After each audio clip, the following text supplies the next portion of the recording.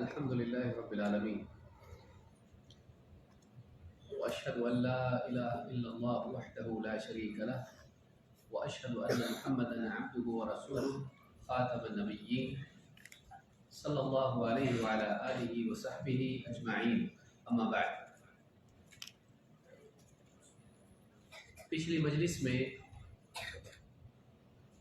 جہالت کے نقصانات اور جہالت کی اقسام کیا ہیں اس تعلق سے کچھ باتیں ہم نے دیکھی تاکہ جہالت سے ہمیں نجات ملے اور اپنی جہالت دور کرنے کے لیے اور علم حاصل کرنے کے لیے ہمارے دلوں میں جذبہ بیدار ہو اور فکر پیدا ہو تاکہ اس کے نقصانات سے ہم بچیں اور دنیا آخرت کی سعادت ہمیں نصیب ہو.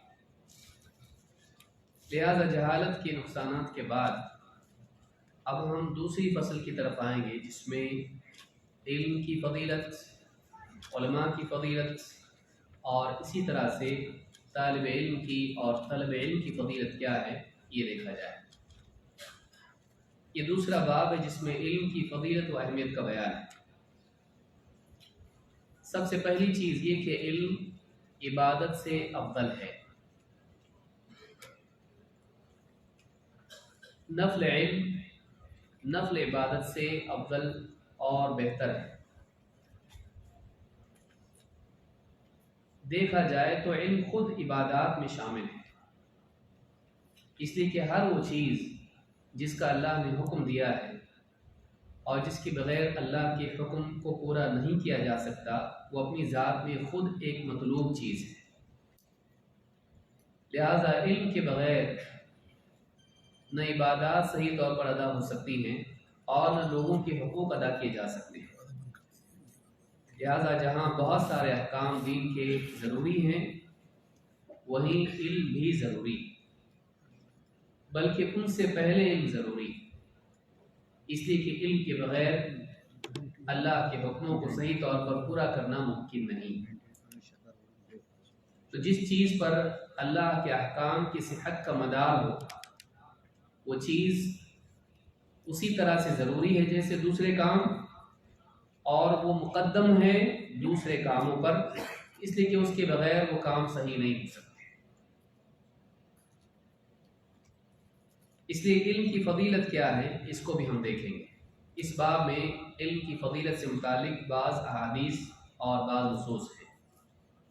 سب سے پہلی حدیث اللہ کے نبی صلی اللہ علیہ وسلم کی آپ فرماتے ہیں فضل العلم احب الی من فضل العباد. یہاں فضل سے مراد زائد ہے. زائد علم میرے نزدیک زائد عبادت سے زیادہ محبوب ہے، یعنی نفل علم جو فرض سے زائد ہے وہ میرے نزدیک نفل عبادات سے افضل ہے. اس حدیث کو امام البزار، امام الطبرانی نے الاوسط میں اور امام الحاکم نے اپنی المستدرک میں روایت کیا ہے، اور صحیح الجامع الصغیر حدیث نمبر 4214 پر شیخ الالبانی نے اس کو صحیح قرار دیا ہے. اس حدیث سے معلوم ہوتا ہے کہ نوافل میں فرائض کی ادائیگی کے بعد نوافل میں مشغول ہونے والے دو طرح کے لوگ ہیں.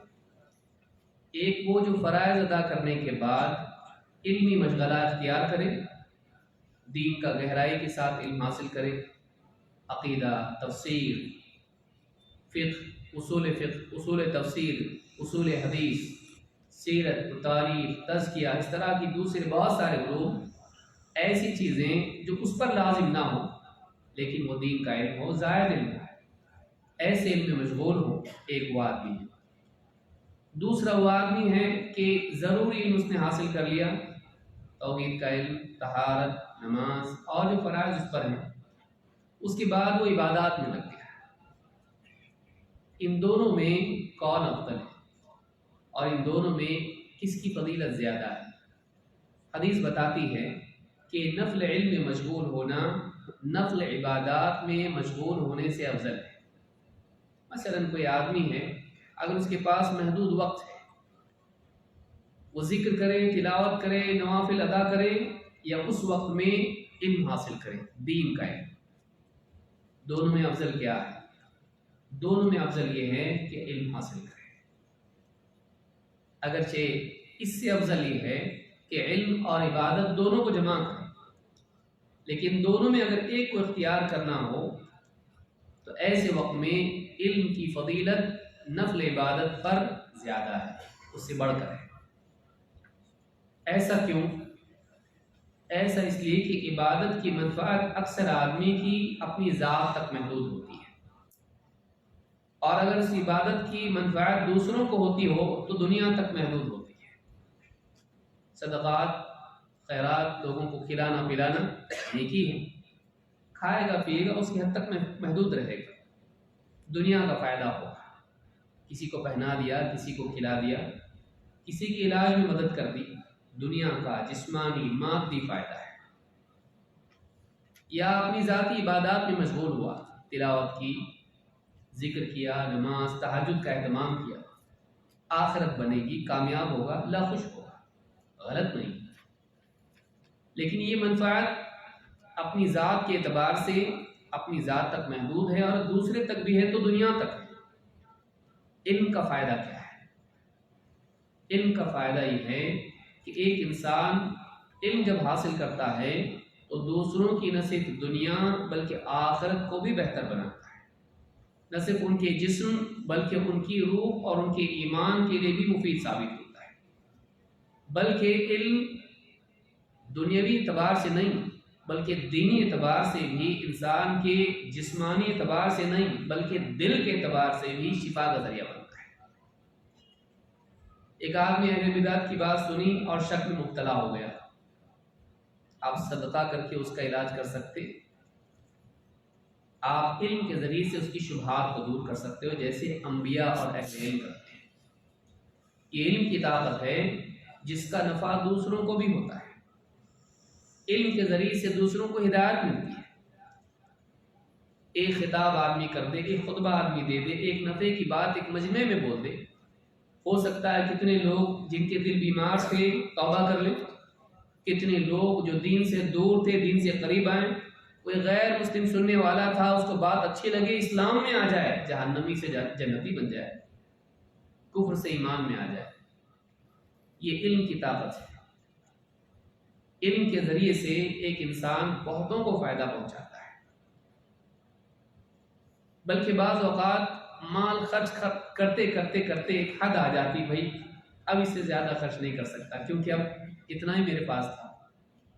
علم خرچ کرتے کرتے ختم ہوتا، کتنی مرتبہ آدمی علم کی بات کرتا رہے، لوگوں تک پہنچاتا رہے، لوگوں کو سکھاتا رہے، جتنی مرتبہ تکرار ہوگی استقرار ہوگا، جتنا بولے گا علم کی بات کو اتنا اور بڑھے گا، پختہ ہوگا، حفظ کے اعتبار سے بھی اور فہم کے اعتبار سے بھی۔ مال کا ایسا نہیں ہوتا ہے۔ تو علم، عبادات محدود عبادات ہے۔ آپ کتنی نماز پڑھ رہے ہیں؟ تہجد کی نماز پڑھی، فرض نمازیں آپ نے ادا کی، دن میں 5 نمازیں آپ پڑھ رہے ہیں، تہجد کی آپ 11 رکعتیں پڑھ رہے ہیں، پھر رک جاؤ، بہت پڑھ لیا 13، وہ بھی ثابت۔ اب کیا کریں گے؟ لیکن آپ کی تلقین کی وجہ سے 10 لوگ تہجد گزار بن گئے، ایک رات میں وہ سارے لوگ نماز پڑھ رہے ہیں، آپ کو مل گیا۔ آپ کی نصیحت کی وجہ سے، آپ کی دعوت کی وجہ سے، آپ کی تلقین کی وجہ سے لوگ عمل کرنے والے بنتے ہیں، وہ بھی دیندار بنتے ہیں، معاشرہ سدھرتا ہے، اور آپ کی آخرت بنتی ہے، اور آپ کا ثواب بغیر عمل کیے زندگی بھر، ایک دن بھی نہیں۔ آپ نے کسی کو تہجد گزار بنا دیا، وہ زندگی بھر پڑھ رہا ہے، سب آپ کو ملے گا، ایک مرتبہ کا نہیں۔ کھانا آپ نے کھلا دیا، کھا لیا، ختم، اگلے دن پھر بھوک لگی۔ لیکن علمی اعتبار سے آپ کسی کا نفع کریں، کسی کو دین سکھا دیں، اس کو عقائد اس کی اصلاح کر دیں، عبادات کی اصلاح کر دیں، حقوق کی ادائیگی کی تلقین کریں، جب تک وہ امانت داری کے ساتھ اللہ کے خوف سے اس حدیث کے مطابق، اس آیت کے مطابق جیتا رہے گا جو آپ نے اس کو سمجھائی، سکھائی، آپ کو ثواب ملتا رہے گا۔ وہی جو آپ کر سکتے تھے محدود، آپ نے اس کو بڑھا دیا اور کئی گنا آپ کو مل رہا ہے۔ بلا شبہ علم کی فضیلت زیادہ ہے۔ خصوصاً اہل بدعات کے رد کے اعتبار سے آپ دیکھیے، آپ کے پاس مال ہے، آپ کے پاس بہت کچھ ہے، آپ سب کچھ کر سکتے، بدعت کا رد کیسے کریں گے؟ علم کے ذریعے سے آپ دین کی حفاظت اور باطل کا رد کر سکتے ہیں۔ ہر آنے والے دور میں شیطان کے وسوسے، نفس کے امراض، اہل باطل کے پھیلائے ہوئے شبہات، ان کا علاج کہاں سے کریں گے؟ نماز پڑھ کے کر سکتے ہیں؟ نہیں، بلکہ بہت سے عابد، عبادت گزار علم کی کمی کی وجہ سے زندگی بھر عبادات بدعات کے طریقے پر کرتے رہتے ہیں۔ وہ خود شفا نہیں پاتے، دوسروں کی شفا کا کیا ذریعہ بنے؟ وہ خود ہدایت نہیں پاتے، دوسروں کی ہدایت کا کیا ذریعہ بنے؟ اسی لیے انبیاء کو اللہ تعالیٰ خصوصی نعمت جو عطا کرتا ہے وہ علم کی نعمت ہے۔ لہٰذا اس حدیث سے معلوم ہوتا ہے کہ نفل علم نفل عبادت سے افضل ہے۔ فرائض کی ادائیگی کے بعد مشغولیت کے اعتبار سے علم میں مشغول ہونا زیادہ افضل ہے اپنی ذاتی عبادات میں، نوافل میں مشغول ہونے سے۔ اگرچہ دونوں کا اپنا ثواب ہے، لیکن یہاں فضیلت کی بات ہو رہی ہے، اور ایک چھوڑ کے دوسرا کرنے کی ترغیب نہیں، بلکہ دونوں میں افضل کیا ہے بتایا جاتا ہے۔ زیادہ منفعت کس میں ہے، زیادہ ثواب اور زیادہ خیر کس میں ہے؟ وہ علم میں ہے۔ انبیاء لوگوں کو تعلیم کر کے چلے جاتے ہیں، بعد والے عمل کرتے رہتے ہیں، سارا ثواب ان کو جاتا ہے۔ یہ علم کی برکت ہے، یہ علم کی منفعت ہے۔ لہٰذا اس حدیث سے بات معلوم ہوتی ہے کہ علم میں مشغول ہونا یہ بہت فضیلت کی چیز ہے، اس لیے کہ علم کے ذریعے سے انسان دوسروں کی بھی اصلاح کر سکتا ہے، سماج بہتر بنے۔ آپ کے پاس پیسہ نہیں، آپ کو کمانا پڑے گا، زندگی کا ایک حصہ جائے گا، خوب مال آئے گا، تب جا کے آپ ایک مسجد بنا سکو گے، ایک مدرسہ قائم کر سکو گے۔ لیکن آپ نے علم حاصل کیا، اب آپ نے کسی مالدار کو ترغیب دی، اس نے مدرسہ قائم کیا، کسی اور مالدار کو آپ نے بتایا، اس نے مسجد بنائی، کسی اور مالدار کو آپ نے کہا، اس نے یتیموں کے لیے انتظام کر دیا، بیواؤں کے لیے کر دیا۔ آپ بتائیے کوئی حد ہے اس میں؟ علم کے ذریعے سے آپ نے اس کو ترغیب دی، نصیحت کی، جذبہ پیدا کیا، اور آپ نے اس کو عمل پر کھڑا کر دیا، اس کا سارا ثواب آپ کو ملتا رہے گا۔ یہ علم کی فضیلت ہے۔ علم کے ذریعے سے دلوں کو حق پر جمایا جاتا ہے، حق کی طرف مائل کیا جاتا ہے، اور کوئی چیز ایسی نہیں ہے۔ یہ علم ہے جو دلوں تک پہنچتا ہے۔ لہٰذا علم کے ذریعے سے آپ بہت بڑے بڑے فائدے پہنچا سکتے ہو، بہت سے گمراہ لوگوں کو آپ ہدایت کی طرف لا سکتے ہیں۔ آپ دیکھیے، دو لوگ تھے، 99 قتل کرنے والا پہلی بار کس کے پاس گیا؟ عابد کے پاس۔ میرے لیے توبہ ہے؟ نہیں، غصے میں آ کے اس کو بھی مار ڈالا۔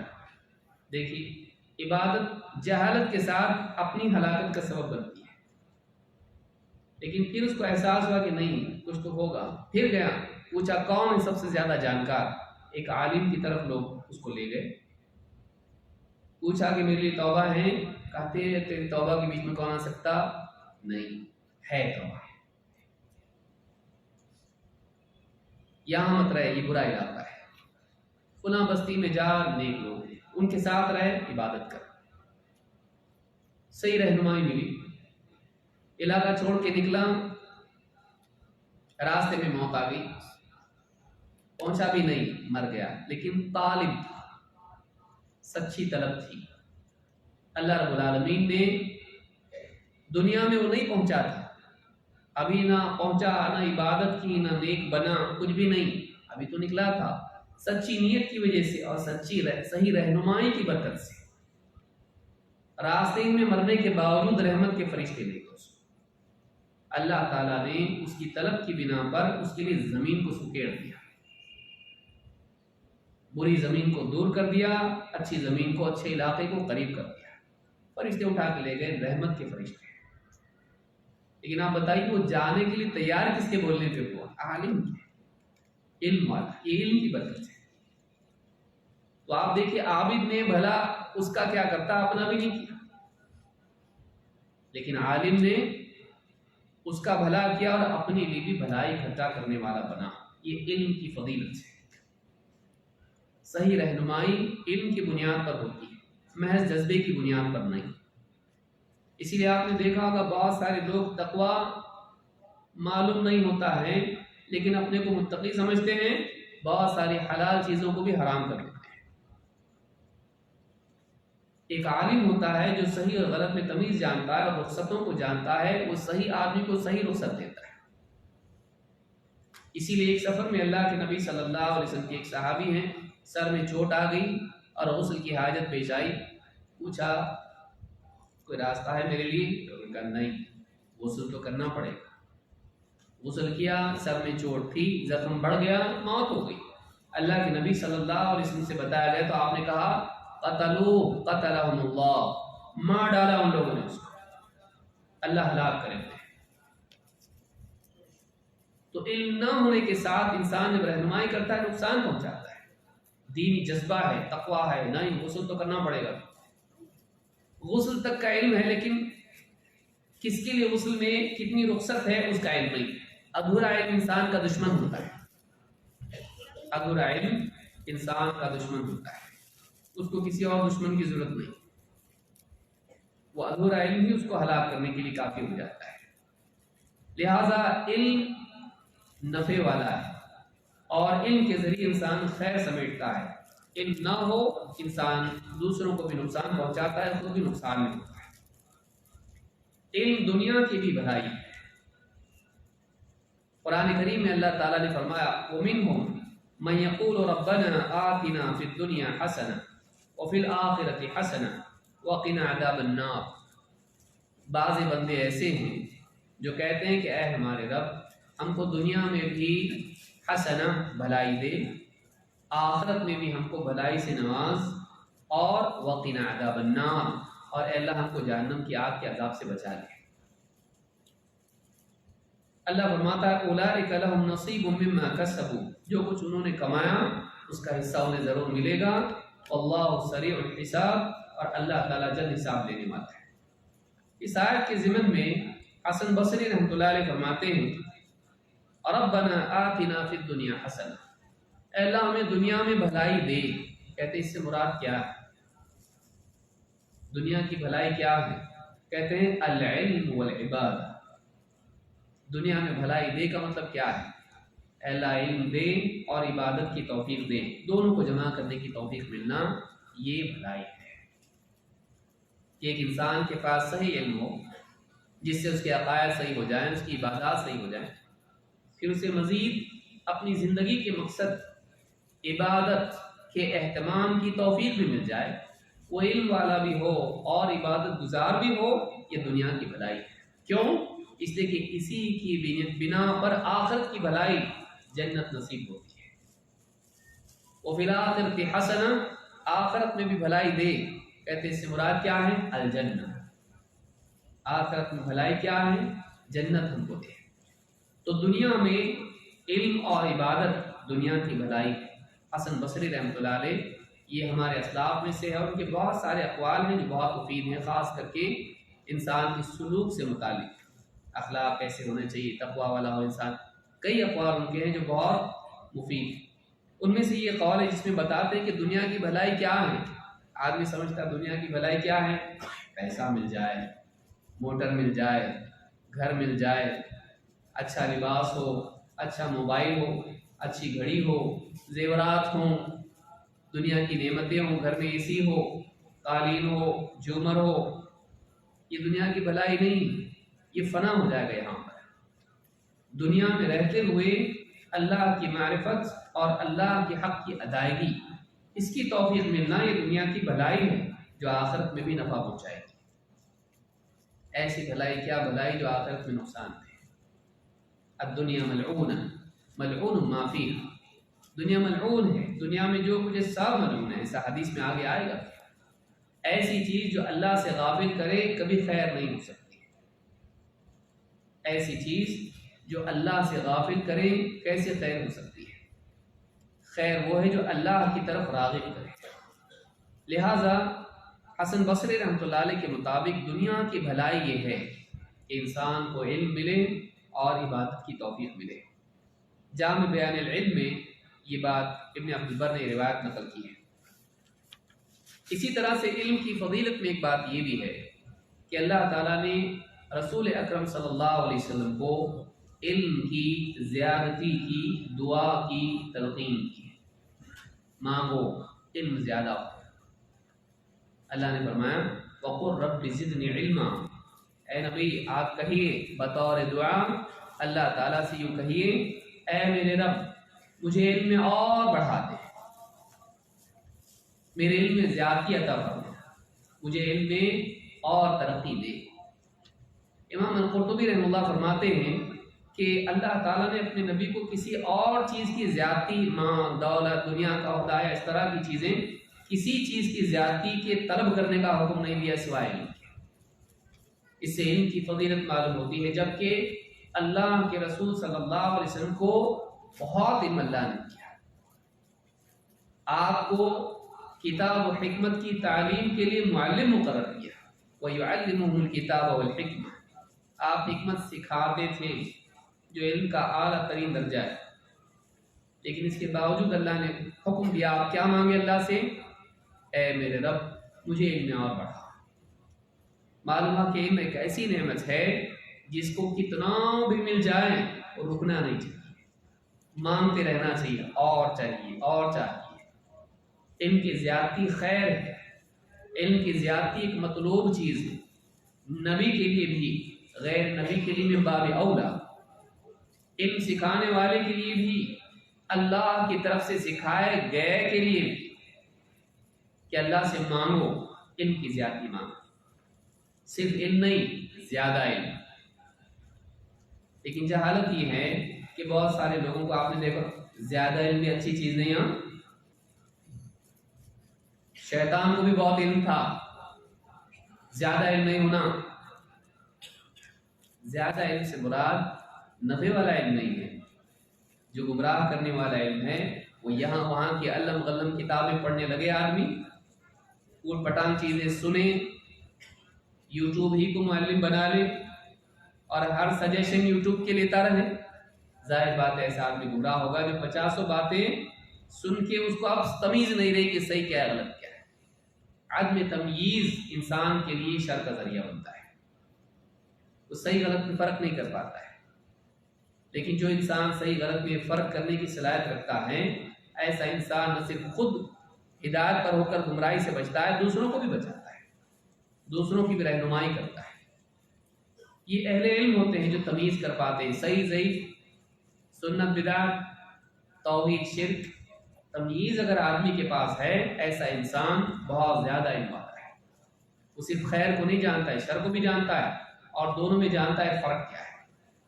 لیکن جس کا علم غلط ملت ہو جاتا ہے ایسا آدمی گمراہ ہوتا ہے۔ تو زیادہ علم نقصان والا نہیں، بغیر تمیز کے علم اگر آدمی کے پاس جمع ہو جائے اور مختلف وسائل سے صحیح غلط سب جمع ہو جائے، ایسا آدمی گمراہ ہو جاتا ہے۔ تو اللہ تعالیٰ نے اپنے نبی کو حکم دیا کہ آپ اپنے رب سے دعا کریں، اے میرے رب میرے علم کو بڑھا دے۔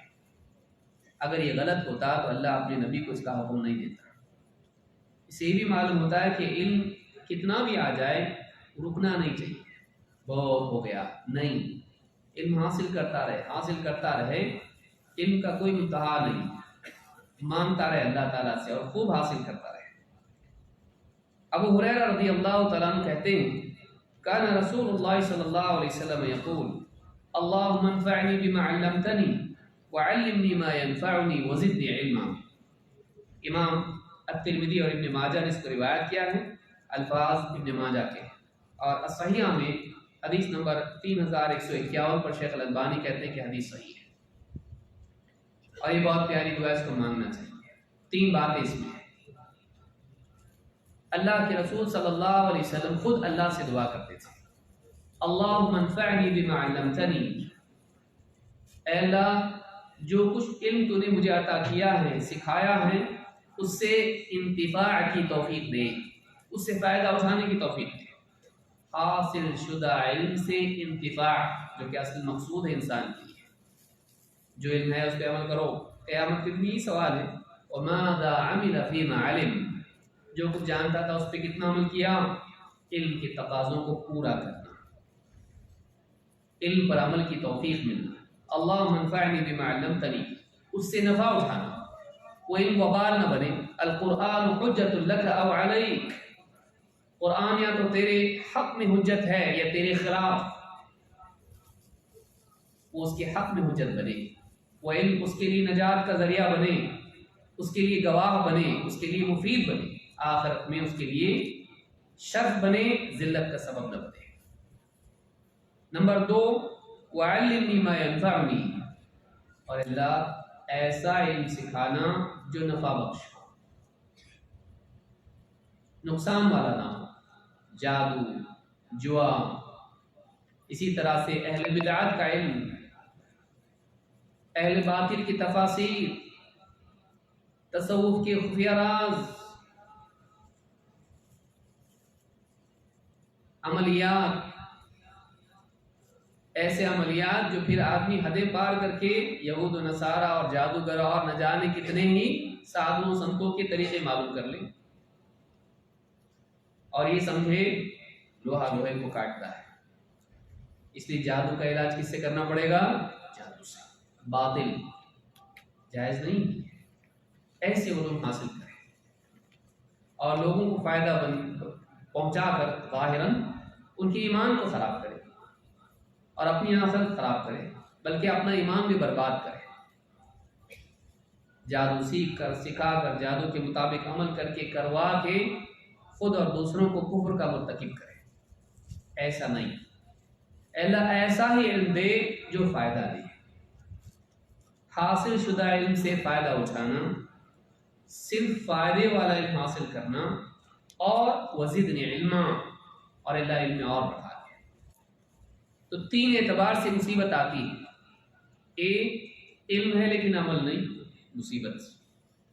دوسرا، علم ہے لیکن غلط، مصیبت۔ تیسرا، علم ہے لیکن تھوڑا، جتنا ہونا چاہیے اتنا نہیں، ایک طریق معلوم دوسرا معلوم نہیں، جس سے اصل مسئلہ سامنے آتا ہے۔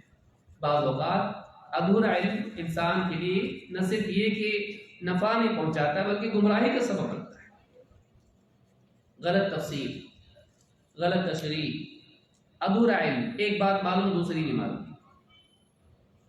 تو ادھورا علم ہو نہیں بلکہ وزدنی علما، قلیل علم نہیں بلکہ خوب علم دے۔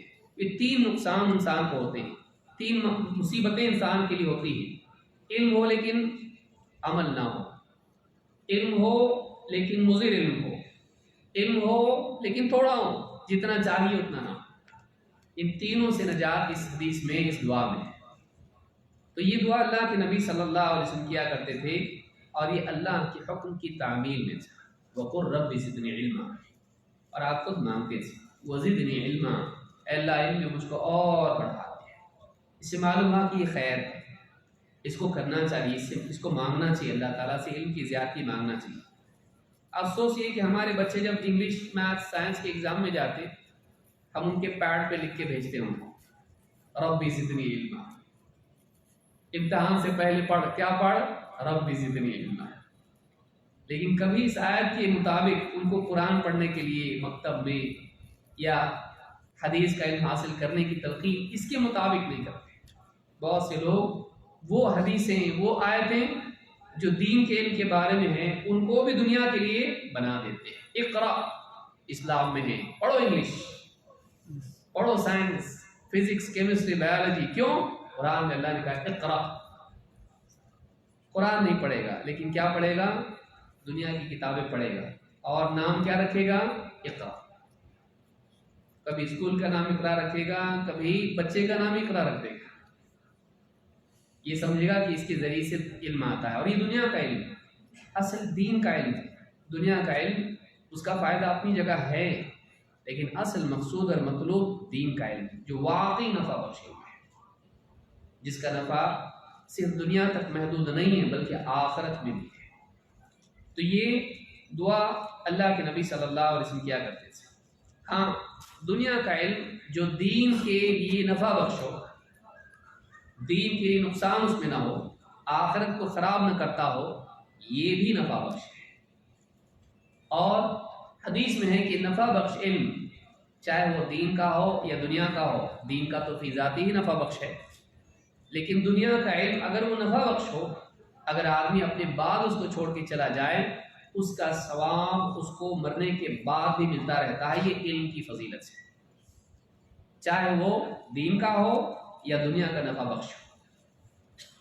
اللہ کے نبی صلی اللہ علیہ وسلم فرماتے ہیں اذا مات الانسان انقطع عنه عمله الا من ثلاث، جب آدمی مر جاتا ہے تو اس کے اعمال کا سلسلہ منقطع ہو جاتا ہے، ہاں 3 چیزوں کا ثواب اس کو ملتا رہتا ہے۔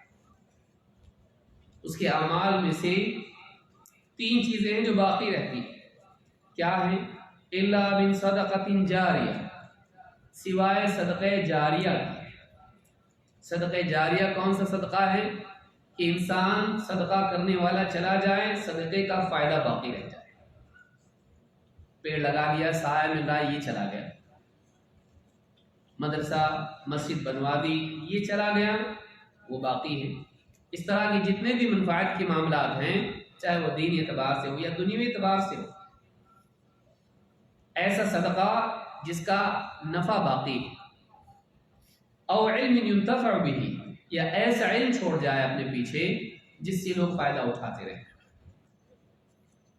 دین کا علم، کوئی کتاب لکھی یا لکھی ہوئی نشر کر دی، اس کو چھپوا کر لوگوں میں عام کیا، توحید سے متعلق ہو، نماز سے متعلق ہو، اخلاق سے متعلق ہو، یا کسی گمراہی کے رد میں ہو، اس کو لوگوں میں عام کیا، خود نے لکھا یا لکھی ہوئی کی عام کر دی۔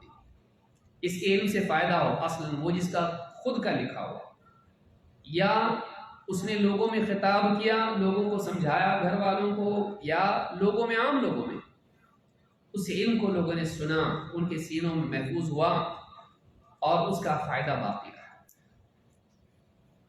اور علم ينتفع به، یا ایسا علم اپنے پیچھے چھوڑ جائے جس سے لوگ فائدہ اٹھائیں، یا مثلا دنیا کا علم تھا، حساب کا علم ہے، ٹیکنالوجی کا علم ہے، جس سے سواریوں سے لوگ مسجد آ رہے ہیں، پنکھے کی ہوا میں بیٹھ رہے ہیں، روشنی میں پڑھ رہے ہیں، ٹیکنالوجی کا علم جس سے لوگوں کا فائدہ ہے،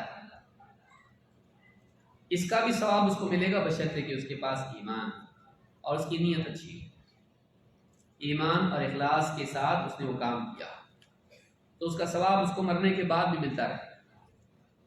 او ولد صالح یدعو له، یا اپنے بعد نیک اولاد چھوڑ جائے جو اس کے لیے دعا کرتی رہے۔ نیک اولاد اس لیے کہ اگر نیک نہ ہو تو دعا کرنے کی بجائے بد دعا کرے گی، اگر میراث میں کچھ چھوڑا نہیں، یا اس کے گناہوں کی وجہ سے اس کی دعا قبول نہیں ہوگی، قطع رحمی کی وجہ سے یا حرام کھانے کی وجہ سے۔ اگر نیک نہ ہو، دعاؤں کا کیا معاملہ ہے؟ نیک اگر ہے تو وہ یاد رکھے گا اپنے محسن کو، اگر نیک نہیں ہے تو اللہ کو بھی بھولے گا اور سبب کو بھی بھولے گا۔ احسان مندی کی بجائے شکایتیں ہوں گی کہ دیکھو فلاں فلاں لوگوں نے کتنی جائیداد چھوڑی، ہمارے باپ دادا انہوں نے ہمارے لیے کچھ چھوڑا نہیں، ہم کو کنگال چھوڑ کے گئے، ہم کو اپنے پاؤں پہ کھڑا ہونا پڑا۔ شکایت کرے گا شکر گزاری کی بجائے، دعا کرنے کی بجائے بعض اوقات لعنتیں بھی کرے گا۔ تو 3 چیزیں ہیں جن کا فائدہ مرنے کے بعد بھی ہوتا ہے، اس میں پہلی صدقہ جاریہ، ایسا صدقہ جس کی منفعت باقی رہے، اور کنواں کھدوا دیا یا کچھ بھی اس طرح کی چیز ہے۔ 2 نفع بخش علم اپنے پیچھے چھوڑا، یا علم چھوڑا جس سے لوگ فائدہ اٹھائیں، تفسیر، حدیث، فقہ یا اسی طرح سے کوئی اور علمی خزانہ اپنے پیچھے چھوڑا جس سے لوگ فائدہ اٹھائیں۔ او ولد صالح یدعو له، یا نیک اولاد اپنے پیچھے چھوڑ جائے تو اس کی تربیت کا نتیجہ تھی، اس کی تعلیم و تربیت کا نتیجہ تھی کہ اس کے لیے اس کے نیک اعمال کی وجہ سے اور اس کی دعاؤں کی وجہ سے اس کو فائدہ ہو۔ تو ان 3 چیزوں میں آپ دیکھیں، علم ينتفع به، ایسا علم جس سے لوگ فائدہ اٹھاتے رہیں، نفع بخش علم اپنے پیچھے چھوڑنا مرنے کے بعد آپ کی زندگی کی بقا کی طرح ہے۔ اگر 100 سال تک آپ جیے، جو کہ مشکل چیز ہے، اور آپ نے اپنے پیچھے نفع بخش علم چھوڑا جس کو 1000 سال تک لوگ فائدہ اٹھاتے رہے، تو مان یہ ایسا ہے جیسے آپ کو 1000 سال کی زندگی ملی۔ آدمی اپنی عمر نہیں بڑھا سکتا ہے، اپنی زندگی بڑھا نہیں سکتا ہے، لیکن نفع بخش علم اپنے پیچھے چھوڑ کر علم کی اشاعت کا ذریعہ بن کے اس علم کی بقا کے سبب وہ سارا فائدہ اٹھا سکتا ہے جو لوگ عمل کر کے ثواب اس کو پہنچائیں گے، چاہے ان کی نیت ہو یا نہ ہو، چونکہ اس کی وجہ سے وہ عمل کرنے والے بنے، اس کی وجہ سے ان کے عقائد اور اعمال کی اصلاح ہوئی، تو سارا ثواب اس کو ملتا رہے گا۔ لہٰذا علم اپنے پیچھے چھوڑنا یہ بہت بڑی نعمت ہے۔ علم کا فائدہ مرنے کے بعد بھی ملتا رہتا ہے، چھوٹا سا ایک پمفلٹ کیوں نہ ہو، پی ڈی ایف کیوں نہ ہو، آپ نے پہنچایا کسی کو، ایک دن کی بات آپ نے سنی، خطبے میں سنی، خطاب میں سنی، گھر پہ جا کے بیوی کو بتایا، بیوی نے بچوں کو بتایا، بچے بڑے ہوئے انہوں نے اپنے بچوں کو بتایا، اور چلتا رہا، 1000 سال تک سلسلہ چلا، آپ کو ثواب ملتا رہے گا۔ نفع بخش علم کا فائدہ مرنے کے بعد بھی ملتا رہتا ہے، اس میں کچھ خرچ ہوتا نہیں، اکثر بولنے میں کیا خرچ ہوتا ہے۔ تو علم ایک ایسی نعمت ہے کہ ایک انسان اس کا ثواب مرنے کے بعد بھی لوٹتا ہے۔ اس حدیث کو امام مسلم نے روایت کیا ہے۔ خصوصاً آخری زمانے میں علم کی اہمیت اور بھی بڑھ جائے گی۔ علم کی فضیلت ہر زمانے میں رہی اور رہے گی، لیکن بعد کے زمانے میں جیسے جیسے قیامت قریب آئے گی، علماء اٹھا لیے جائیں گے، گمراہیاں عام ہوں گی، شبہات بڑھ جائیں گے، اور علم کے نام پر طرح طرح کی باتیں عام ہو جائیں گی، اور تمیز کرنا، انتخاب کرنا مشکل ہو جائے گا۔ ایسے وقت میں واقعی جن کے پاس علم ہوگا ان کی اہمیت بڑھ جائے گی، اور اس دور میں علم کی قدر بھی بڑھ جائے گی۔ علم اتنا زیادہ ضروری ہے، اور آدمی کے لیے علم میں مشغول ہونا اتنا زیادہ ضروری ہوگا، کیونکہ شبہات دور کرنے کے لیے علم ہی ضروری ہے۔ اللہ کے نبی صلی اللہ علیہ وسلم فرماتے ہیں، اصبحتم فی زمان کثیر فقہاؤہ قلیل خطباؤہ قلیل سؤالہ کثیر معطوہ العمل فیہ خیر من العلم۔ تم لوگ آج ایک ایسے دور میں ہو جس میں فقہا کثیر فقہاؤہ، فقہا بہت ہیں، دین کا گہرا علم رکھنے والے بہت ہیں، براہ راست نبی صلی اللہ علیہ وسلم کی مجالس میں انہوں نے علم کو حاصل کیا ہے، ان کے علم میں کوئی خلل اور کمی نہیں ہے، کوئی کنفیوژن نہیں ہے، گہرا علم ان کے پاس ہے، براہ راست رسول اکرم صلی اللہ علیہ وسلم سے انہوں نے علم حاصل کیا ہے، اور تفقہ کی توفیق ان کو ملی ہے۔ کیوں؟ اس لیے کہ علم کے ساتھ انہوں نے عمل کو بھی جمع کیا ہے۔ والذین اہتدوا زادہم ھدی، جو لوگ ہدایت کو اپناتے ہیں ہم ان کی ہدایت میں اور اضافہ کرتے ہیں۔ انہوں نے نبی سے ملنے والی ہدایت کو اپنایا، اپنی زندگی کو اس سے منور کیا، اللہ نے ان کے قلوب کو اس سے منور کر دیا، تفقہ ان کو عطا کیا۔ اصبحتم فی زمان کثیر فقہاؤہ، تم ایسے دور میں ہو جس میں فقہا بہت ہیں، فقہا دین کا گہرا علم رکھنے والے، قلیل خطباؤہ، تقریر کرنے والے کم، تقریر کرنے والے خطبہ کم ہیں، قلیل سؤالہ، پوچھنے والے تھوڑے ہیں، سؤال سائل کی جمع ہے، تشدید کے ساتھ، قلیل سؤالہ کثیر معطوہ، دینے والے زیادہ ہیں، یعنی جواب دینے والے، کیونکہ اسی سیاق میں بات ہے کہ سوال پوچھنے والے کم ہیں، اس لیے کہ زیادہ تر لوگوں کو معلومات ہے، لیکن جواب دینے والے، یہ سوال اگر کسی مجلس میں پوچھا جائے تو کئیوں کو جواب معلوم ہوگا، تو جواب دینے والے زیادہ ہیں۔ العمل فیہ خیر من العلم، اس دور میں عمل کرنا، عمل میں مشغول ہونا، علم میں مشغول ہونے سے زیادہ بہتر ہے۔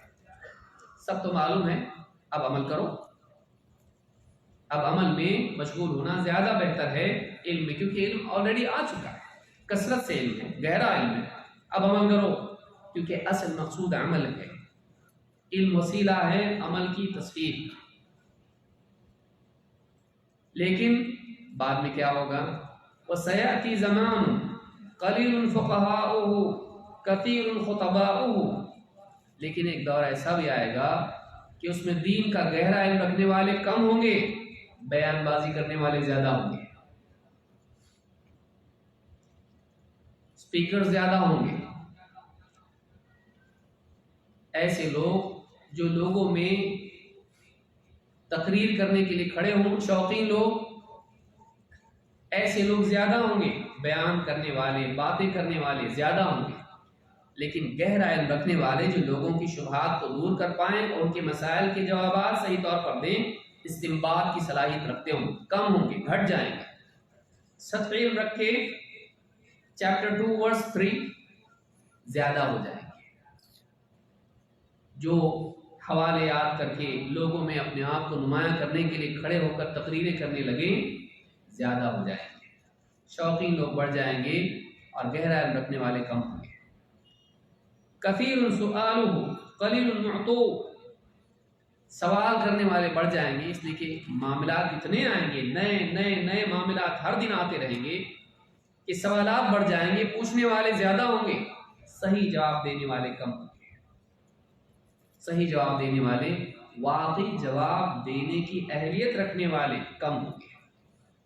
العلم فیہ خیر من العمل، اس دور میں علم میں مشغول ہونا زیادہ بہتر ہوگا عمل میں مشغول ہونے سے۔ یہ فرائض کی بات نہیں ہو رہی، نوافل کی بات ہو رہی، یعنی نماز چھوڑ کے ان کے لگے نہیں، نوافل میں مشغول ہونا کہ عبادت اللہ اللہ کرتے رہو، بھائی تلاوت کرو، ذکر کرو اور نمازیں پڑھو، تہجد پڑھو، یہ تو اپنی جگہ نیکی ہے، لیکن اس دور میں گمراہیاں اتنی زیادہ ہوگی، کنفیوژن اتنا زیادہ ہوگا کہ اس دور میں لوگوں کو گمراہی سے بچانے کے لیے علم گہرا حاصل کر کے صحیح منہج کی طرف رہنمائی کرنا بہت زیادہ ضروری ہو جائے گا، ورنہ لوگ گمراہ ہو جائیں گے، کیونکہ بولنے والے بات ہوں گے اور ہر پکارنے والے کے پیچھے دوڑنے والے زیادہ ہوں گے، سبسکرائبرز زیادہ ہوں گے، کہ ایسے جو تقریریں کر کے لوگوں کو گمراہ کریں گے، ان کی باتوں کی وجہ سے لوگ ان کے دھوکے میں آئیں گے اور یہ سمجھ لیں گے کہ یہی صحیح ہے۔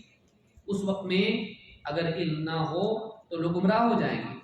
صحیح علم حاصل کر کے لوگوں کو کیا غلط ہے کیا صحیح ہے بتانا زیادہ ضروری ہوگا۔ سنون خداعات اس دور کے بارے میں کہا گیا، یہ کنفیوژن کا زمانہ ہوگا، دھوکے باز سال، یعنی ایسے سال کے سال ہوں گے کہ لوگ دھوکے میں پڑ جائیں گے ان کی وجہ سے۔ ایک لمبا زمانہ ایسا ہوگا کہ جس میں لوگوں کو صحیح کیا ہے غلط کیا ہے سمجھ میں ہی نہیں آئے گا، جس میں روئے بدا کھڑے ہوں گے جاہل قسم کے لوگ، جو لوگوں کے عمومی معاملات میں گفتگو کریں گے، فلاں ملک نے ایسا کرنا چاہیے، فلاں ملک نے ایسا کرنا چاہیے، ان کی فورن پالیسی ٹھیک نہیں ہے۔ جس کی گھر کی پالیسی غلط ہوگی وہ فورن پالیسی پہ بولنے والا ہوگا، جس کا اللہ کے ساتھ معاملہ اب تک صحیح نہیں ہوا ہے وہ حکومتوں کے معاملات صحیح کرنے میں گفتگو کرے گا، اور لوگ دھوکہ کھائیں گے، علماء نہیں بولتے یہ بولتا ہے، جبکہ یہ خود عیب ہے کہ جس معاملے میں علماء نہ بولیں، آدمی جرت کر کے کھڑا ہو کے بولے، یہ عیب ہے، لیکن اس دور میں اس کو عیب نہیں بہادری سمجھا جائے گا، اور اس آدمی کو سراہا جائے گا جو ایسے معاملات میں بولتا ہے جہاں بہت سے لوگ احتیاط کرتے ہیں۔ ایسے وقت میں علم کی اہمیت اور بڑھ جائے گی، کیوں؟ اس لیے کہ لوگ بھیڑ کے بھیڑ گمراہی کی طرف چلے جائیں گے۔ تو ایسے وقت میں علم کی معلوم ہے کہ آخری علم کی اہمیت ختم نہیں ہوگی، بلکہ دور کے ساتھ ساتھ زمانے کے ساتھ ساتھ اس کی اہمیت اور بڑھتی چلی جائے گی۔ اس بعد آدمی کہتے ہیں نا سب تو معلوم ہے، کیا کرنا، علم کتنا ہے، بس اب لگو کام پہ لگو، عمل کرو، عبادات کرو، بس کیا علم علم علم بار بار علم کرتے رہتے ہو آپ۔ آگے آنے والے دور میں علم کی اہمیت اور بڑھنے والی ہے۔ انکار حدیث، اخوانیت، رافضیت، صوفیت اور اس طرح کی کتنی ساری خرافات ہیں جو لوگوں کو صحیح دین سے دور کر دیتی ہیں۔ اس دور میں لوگوں کو کیا صحیح ہے کیا غلط ہے بتانے کے لیے ضروری ہوگا کہ علم لوگوں کے پاس ہو۔ تو اس حدیث سے معلوم ہوتا ہے کہ علم کی اہمیت دور جیسے جیسے آگے جائے گا اس کی بڑھتی ہی جائے گی، اور آخری زمانے میں تو ایسا وقت ہوگا کہ آپ اپنی نوافل والی عبادات اگر اس کی وجہ سے علم کا نقصان ہو رہا ہے اس کو چھوڑو، آپ علم میں لگو تاکہ لوگوں کو ہدایت ملے۔ اگر دونوں جمع کرتے ہیں، جیسا کہ حسن بصری رحمۃ اللہ علیہ کا قول ہے، دنیا کی بھلائی اور کمال یہ ہے کہ ایک انسان علم اور عبادت دونوں کو جمع کرے۔ لیکن اگر ایسا ہے کہ میرے عبادت میں مشغول ہونے کی وجہ سے، تہجد اور تلاوت اور یہ کرنے کی وجہ سے لوگ گمراہ ہو رہے ہیں، تو اس کی بجائے میں علم حاصل کروں اور لوگوں کو صحیح غلط کی تمیز کراؤں، یہ زیادہ ضروری ہوگا اس زمانے میں۔ کیوں؟ اس لیے کہ لوگ گمراہ ہو رہے ہیں، کیونکہ وہ گمراہ ہوں گے، اس کا نقصان سب کو ہونے والا ہے۔ آپ اپنی حد تک عبادت کر رہے ہیں، اپنی حد تک آپ صدقات و خیرات کر رہے ہیں، اپنی حد تک آپ دین پر چل رہے ہیں، تلاوت کر رہے ہیں، ذکر کر رہے ہیں، اگلی نسل کا کیا؟ اگر گمراہی عام ہو گئی، آپ اپنے گھر میں تلاوت کر رہے ہو، آپ کا بچہ باہر جا رہا ہے، گمراہی سیکھ کے آ رہا ہے، آپ کی نہیں سن رہا ہے، وہ اس کی سن رہا ہے۔ اگر آپ خیر کا علم عام کرنے اور گمراہیوں کو رد کرنے میں آپ اگر ہاتھ نہیں بٹاتے، آپ تعاون نہیں کرتے، آپ اس کا ذریعہ اور وسیلہ نہیں بنتے، تو آپ ہو سکتا ہے محفوظ رہ جائیں، آپ کی اگلی نسل آپ پر لعنتیں کرنے والی ہوگی، آپ کو گمراہ مانے گی اور آپ کی ہدایت کی دعا بھی نہیں کرے گی، گمراہ سے۔ لہٰذا بہت ضروری ہے کہ ہم ہدایت کے علم کو عام کرنے کے لیے خود بھی دین کا علم حاصل کریں اور اس کو عام کرنے کی کوشش کریں۔ معلوم ہے کہ آخری زمانے میں علم کی اہمیت اور بڑھ جائے گی، اس سے علم کی فضیلت معلوم ہوتی ہے۔ ظاہر بات ہے کہ علم کی فضیلت ہے، علم والوں کی فضیلت ظاہر ہے۔ علم کی فضیلت اگر ہے تو ظاہر ہے کہ جو علم والے ہیں ان کی فضیلت ہے، جن کے پاس علم ہے، اس لیے کہ علم والوں سے لیا جاتا ہے، تو ان کی فضیلت معلوم ہونا بھی ضروری ہے۔ ہم ایک ایسے دور میں ہیں جس میں ایسے لوگ بکثرت آپ کو ملیں گے جو علم کی فضیلت تو جانتے، علماء کی نہیں، وہ فرق کرتے ہیں۔ ایسے دور میں ہم ہیں جس میں نشر و اشاعت کے وسائل بڑھ گئے ہیں۔ تو پہلے زمانے میں لوگ علماء سے علم حاصل کرتے تھے، اب کیا ہو گیا؟ علماء کی ضرورت نہیں ہے، ڈائریکٹ ہم حاصل کریں گے انٹرنیٹ سے، یوٹیوب کے ذریعے سے۔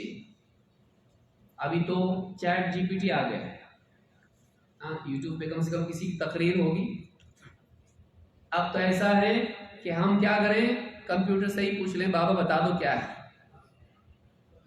اور وہ کچھ بھی بتا رہا ہے اور اس کا آدمی مان کے چل رہا ہے۔ آگے اور کتنا بھیانک دور آئے گا آپ دیکھیں۔ لہذا علماء کی اہمیت بھی جاننا ضروری ہے، جہاں علم کی فضیلت جاننا ضروری ہے وہاں علم آتا علماء سے ہے، یہی طریقہ اصل ہے۔ آگے بھی ہم اس پر گفتگو کریں گے، لیکن یہاں علم والوں کی فضیلت کیا ہے یہ ہم کو دیکھنا ہے۔ قرآن کریم میں اللہ تعالیٰ فرماتا ہے قُلْ هَلْ يَسْتَوِي الَّذِينَ يَعْلَمُونَ وَالَّذِينَ لَا يَعْلَمُونَ، اے نبی آپ صاف بتا دیجیے، کیا وہ لوگ جو علم رکھتے ہیں، جانتے ہیں، وہ اور وہ لوگ جو نہیں جانتے، کیا یہ برابر ہو سکتے ہیں؟ کہ سوال ہے جس میں جواب پوشیدہ ہے۔ کیا علم والے اور بے علم برابر ہو سکتے ہیں؟ نہیں ہو سکتے، نہ شرف اور مقام کے اعتبار سے، نہ اجر کے اعتبار سے، اور نہ ذمہ داری کے اعتبار سے، کسی بھی اعتبار سے برابر نہیں ہو سکتے۔ اللہ نے ایک اونچا مقام دیا ہے علم والوں کو، اسی طرح سے ان کا اجر بھی دوسروں سے زیادہ ہے، وہ رہنمائی کے ذریعے سے عمل کرنے والوں کا ثواب بھی سمیٹ لیتے ہیں اپنے عمل کے ساتھ، دوسروں کے عمل کا بھی ثواب ملتا ہے رہنمائی کی وجہ سے، اور ان کی ذمہ داری بھی دوسروں سے زیادہ ہے۔ جو جانتا ہے اس کی ذمہ داری نہیں جاننے والے سے زیادہ ہوتی ہے۔ قُلْ هَلْ يَسْتَوِي الَّذِينَ يَعْلَمُونَ وَالَّذِينَ لَا يَعْلَمُونَ، اے نبی آپ کہیے وہ لوگ جو جانتے ہیں اور وہ لوگ جو نہیں جانتے، کیا ہے دونوں برابر ہو سکتے ہیں؟ معلوم بات کہ علم والے الگ ہیں ان سے جو علم والے نہیں ہیں۔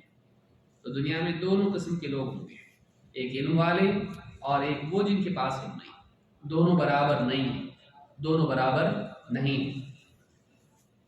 کیسے برابر نہیں؟ رفعت و منزلت کے اعتبار سے۔ ایک سب سے بڑی چیز یہاں پر یہ بتائی جا رہی کہ ان کا مقام ہی اونچا ہے، بے علم کے برابر نہیں ہو سکتے۔ عام اہل ایمان، ایمان کی وجہ سے ان کی اپنی فضیلت ہے، لیکن علم والے ان میں بھی افضل ہیں۔ اللہ تعالیٰ قرآن کریم میں فرماتا ہے یرفع اللہ الذین آمنوا منکم والذین اوتوا العلم درجات، اللہ تعالیٰ ان لوگوں کے درجات کو جو تم میں سے ایمان لائے اونچا کرتا ہے، اور جو علم والے ہیں ان کے لیے تو اور بھی درجات ہیں۔ یہاں آپ دیکھیں گے یہ الخاص بعد العام، پہلے اللہ تعالیٰ نے ایمان والوں کے رفع درجات کا ذکر کیا، کیونکہ کفر کرنے والے یہ اسفل السافلین میں ہوں گے، لیکن اللہ تعالیٰ ایمان والوں کو اونچے مراتب دے گا، اونچی جنتوں میں اللہ تعالیٰ ان کو بسائے گا، ان کا مقام اونچا ہوگا۔ لیکن ایمان والوں کے بعد الگ سے ان میں سے کاٹ کے اللہ تعالیٰ نے علم والوں کو بیان کیا، کیوں بھائی علم والے ایمان والوں میں سے نہیں ہیں؟ وہ بھی تو ایمان والے ہیں، الگ سے بتانے کی ضرورت کیا ہے؟ ان کا شرف الگ ہے، وہ الگ ہیں، ان کو عام ایمان والوں میں جمع نہیں کیا جاتا۔ عام ایمان والوں کا ذکر کیا، لیکن اس کے بعد خصوصی طور پر علم والوں کا ذکر کیا۔ عام ایمان والوں کے لیے درجات کا ذکر کیا کہ ان کے لیے رفع درجات ہے، لیکن ان میں بھی اونچے درجے والے کون ہیں؟ علم والے۔ کیوں؟ اس لیے کہ عام ایمان والے جو کچھ بھی کرتے ہیں، جو بھی نہیں کیا کرتے ہیں، وہ اہل علم کی رہنمائی کی وجہ سے کرتے ہیں، تو اگر یہ ثواب والے عمل کر کے اونچا درجہ پاتے ہیں، ان کا سارا ثواب ان کو جاتا ہے، ان کا اور اونچا ہوتا ہے، اور ان کا عمل الگ سے، ان کی اپنی نیکیاں اور رہنمائی کی وجہ سے عوام کی نیکیاں، تو یہ ان سے آگے جا ہی نہیں سکتے، وہ ہمیشہ ان سے اوپر رہیں گے۔ کیوں؟ اس لیے کہ وہ رہنمائی کر کے عمل کرنے والوں کا ثواب سمیٹ لیتے ہیں۔ لیکن معاملہ صرف ثواب کا نہیں ہے، معاملہ صرف نیکیوں کا نہیں ہے، معرفت کا بھی ہے۔ جو انسان صرف حلال و حرام، نیکی اور گناہ، سنت اور بدعت اتنا ہی جانتا ہے، بلکہ اس سے اوپر جانتا ہے، اللہ رب العالمین کی عظمت جانتا ہے، اللہ کے اسماء و صفات کا اس کو علم، اللہ کی قدرت کے بارے میں جانتا ہے، ایسا آدمی ان لوگوں کی طرح نہیں ہو سکتا ہے جو عام انسان ہیں، جن کے قدم کبھی بھی ڈگمگا جاتے ہیں حالات میں، جو یہ جانتا ہے کہ اللہ تعالیٰ مدد کرنے والا ہے اور اللہ کا وعدہ سچا ہے، جس کا علم اور علم کے ساتھ ایمان بھی جمع ہے، ایمان کے ساتھ علم والا بھی ہو، ایسا انسان دریا کے کنارے کھڑے ہو کے کہے گا کلا ان معی ربی سیہدین۔ ساتھ والے کیا کہہ رہے ہیں؟ انا لمدرکون، عام ایمان والے پکڑے گئے، فرعون آیا پیچھے سے، سامنے دریا، پکڑے گئے نا، لیکن اس کے پاس ایمان بھی ہے، اور اس سے اوپر اس کے ساتھ علم بھی ہے، اس کے پاس اللہ کے وعدے پر یقین ہے اور اللہ کی سنت کو جانتا ہے۔ اس کی زبان سے کیا نکل رہا ہے؟ موسیٰ علیہ السلام نبی، علماء کے سردار انبیاء ہوتے ہیں، انبیاء کے وارث ہوتے ہیں علماء۔ کیا کہا؟ کلا، نہیں، پکڑے نہیں گئے، ان معی ربی، میرے ساتھ میرا رب ہے، سیہدین، وہ ضرور میری رہنمائی کرے گا۔ یہ جو علم ہے، وَأَعْلَمُ مِنَ اللَّهِ مَا لَا تَعْلَمُونَ، میں اللہ کی طرف سے ایسی بات جانتا ہوں جو تم نہیں سمجھ سکتے۔ تو یہ جو علم ہے اللہ والا علم، ایسا علم انسان کو ایک ایسی سطح پر جینے والا بناتا ہے جس پر دوسرے لوگ نہیں ہوتے، وہ سمجھ بھی نہیں پاتے، جس قدر کا ہے، بلکہ علماء میں بھی مراتب ہیں۔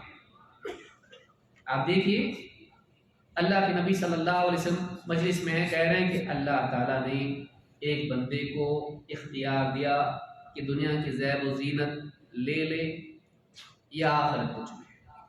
اس بندے نے آخرت چنی، اللہ سے ملاقات کو چنا، آخرت کو چنا۔ صحابہ سن رہے ہیں، لیکن ان میں سب سے زیادہ علم والا ابو بکر صدیق رضی اللہ تعالیٰ کھڑے ہوئے رونے لگے، کہ اللہ کے رسول، ہمارے ماں باپ آپ پر پکار۔ صحابہ دیکھنے کی کیا ہوا ان کو؟ اللہ کے نبی صلی اللہ علیہ وسلم کسی بندے کا حال بیان کر رہے ہیں کہ اس کو اللہ نے انتخاب دیا دنیا میں آخرت میں، اس نے آخرت کو چنا، دنیا کی زیب و زینت کو نہیں. ان کو کیا ہوا، کیوں رو رہی ہے؟ ان کہتے بات یہ تھی کہ ہم کو نہیں سمجھاتا، ان کو سمجھاتا کہ اللہ کے نبی صلی اللہ علیہ وسلم جس بندے کا ذکر کر رہے تھے وہ خود آپ تھے، اور آپ کہہ رہے تھے کہ آپ گویا کہ میرا وقت آ گیا، اللہ نے مجھ کو انتخاب دیا ہے، تو دنیا میں رہو یا آخرت میں آ جاؤ. تو یہ آپ کی وفات کا وقت آ گیا ہے، اب مفارقت ہوگی. اس مفارقت کی وجہ سے آپ کے سب سے قریبی جو خلیل بننے کے قریب، لیکن اللہ کے لیے وہ معاملہ ہے، بندے کے لیے نہیں. میں اگر اپنے ساتھ اپنے لیے کسی کو خلیل بناتا تو ابو بکر کو بناتا. کہہ رہے بات یہ تھی کہ ان کو سمجھ میں آیا، کسی کو سمجھ میں نہیں آیا. یہ ان کا اعلیٰ مقام ہے کہ جو انسان اشاروں میں بات کو سمجھتا ہو، اللہ کی بات کو، رسول کی بات کو سمجھ لیتا ہو. یہ جو علم ہے، اللہ کی معرفت، سنت کی معرفت، قرآن کا صحیح فہم، سنت کا صحیح فہم، اس کے لیے کھانا پینا، اس کے لیے لباس، دنیا کی زیب و زینت، یہ لذت نہیں ہوگی، وہی لذت ہوگی اس میں جو اس کو لذت ملے گی وہ کہیں اور نہیں ملے گی. یہ جو چیز ہے یہ دنیا کی جنت ہے. اسی لیے ابن تیمیہ رحمۃ اللہ علیہ سے لوگوں نے بہت کچھ چھینا، کھانا پینا یہ وہ سب کچھ چھینا، لیکن جب ان سے قلم اور کاغذ چھین لیا تو کہا اب مجھے انہوں نے قید کیا ہے، اب انہوں نے مجھ کو تکلیف دی ہے. اس سے پہلے جو بھی چھینا کچھ فرق نہیں پڑا، لیکن جب قلم اور کاغذ چھین لیا کہا کہ اب مجھے قید کیا، اب تک میں قید نہیں تھا. تو یہ جو کیفیت ہے، علم جو ہے یہ وہ جس سطح پر جیتا ہے. دیکھیں انسان جتنی بلندی پر ہوتا ہے اتنے دور تک دیکھ سکتا ہے. فکری اعتبار سے بھی یہی معاملہ ہوتا ہے. انسان جتنا اونچی سطح پر جی رہا ہے وہ اتنی دور تک دیکھ سکتا ہے، اس کی منصوبہ بندی، اس کی دور اندیشی اتنی دور تک ہوتی ہے. لہٰذا علمی اعتبار سے علماء کا جو معاملہ ہوتا ہے، عوام بعض اوقات ان کی بات سمجھ بھی نہیں پاتے. لہٰذا علماء کے لیے اللہ تعالیٰ نے رفع درجات کی بات کی ہے، اور مزید بات انشاءاللہ ہم نماز کے بعد دیکھیں گے. اقول ھذا واستغفر اللہ لي ولکم. اللہ تعالیٰ شیخ محترم جزائے خیر عطا فرمائے. آپ لوگ وضو کر کے آئیں، نماز پڑھیں، عشاء کی سنت کے بعد انشاءاللہ پھر شیخ کا درس شروع ہوگا. جزاکم اللہ خیر.